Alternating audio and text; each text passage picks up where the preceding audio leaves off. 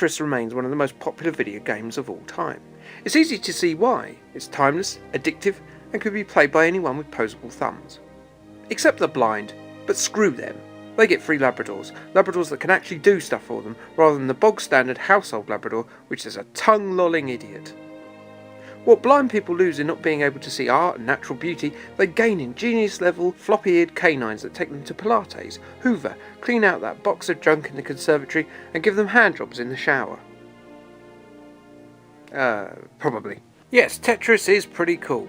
I think it's the one video game that will be played in its current form until the sun swallows us all up and shits us out as cosmic dust. Take that, Angry Birds, you child-snaring corporate whore with all your bloody t-shirts and your little cuddly toys with no wings, and they're all fat little birds. Fuck 'em. But have you played it recently, though? Yes, obviously on the toilet. It's the only place to play mid-80s puzzle games now, replacing the newspaper as the man's grunt-time shove-a-fudge entertainment of choice. But in between the contorted frowning of your post-curry gruffing, have you noticed anything different? The T-block, for instance. It looks slightly off, doesn't it? Like when they replaced Becky in Roseanne, or Sam Mitchell in EastEnders. Yes, that is correct.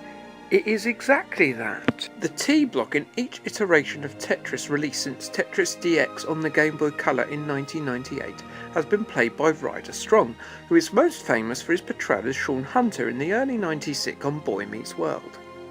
Well, there you are. That's bedazzled you, hasn't it, Mr. Fancy Pants? So what of the original T-block? The blocks in Tetris have always had a fractious relationship.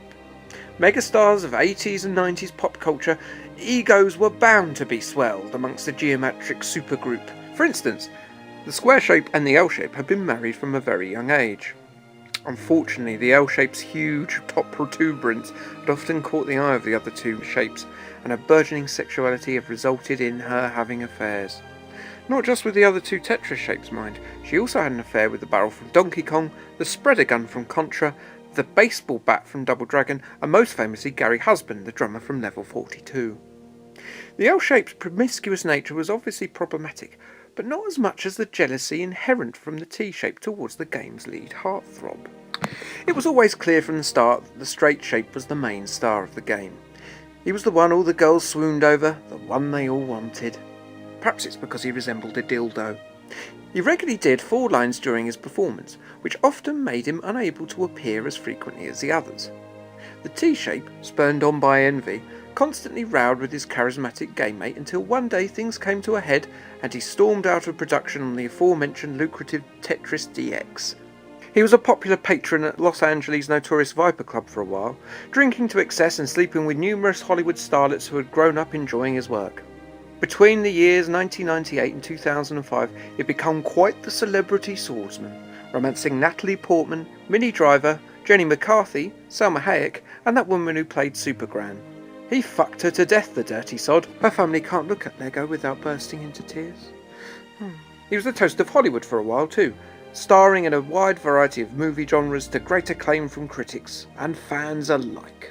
Keep an eye out for him in minor roles in As Good as It Gets, Superman Returns, Man on the Moon, 3 Ninja Kids at Mega Mountain, Gran Torino, and every film directed by Tim Burton, because he's just as fucking chummy with him as Depp, Elfman, and that Bonham Carter bird. The T-block lost interest in making movies at around 2009, as he felt he was being typecast. A quick glance at IMDb reveals that he seems to largely be cast as part of a background wall. The only exception to this was when he was cast as Anne Hathaway's G-string in the movie Havoc, a role he excelled in but didn't really enjoy.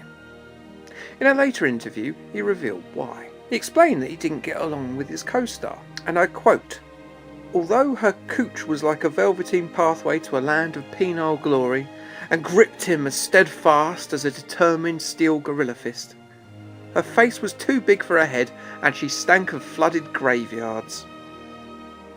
A brief dalliance with music arrived in 2010 when he self-released the single You Fit in the Groove Ooh Ah Ooh Ah, a collaboration with Bon Jovi guitarist Richie Sambora, Sex Pistols skinsman Paul Cook, former Smiths bassist Andy Rourke, and Joey Halliwell. It only managed a dismal 412 in the American Billboard chart, although enjoyed a lengthy stay at number 1 in Turkmenistan, where the T-block is vaunted as some sort of fucking god.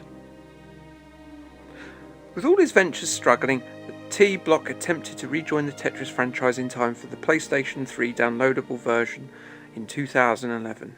Alas, time had not healed old wounds, and T was cut adrift.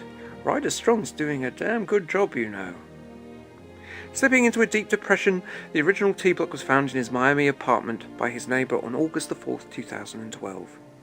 He had taken a speedball which would fuck up a horse.